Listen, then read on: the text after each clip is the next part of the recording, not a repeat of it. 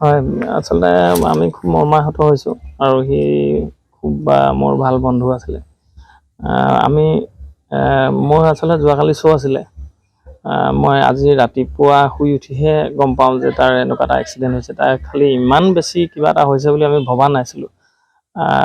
আৰু ইমান জল্দি আমাৰ পৰা আঁতৰি যাব বুলিও আমি ভবা নাছিলোঁ।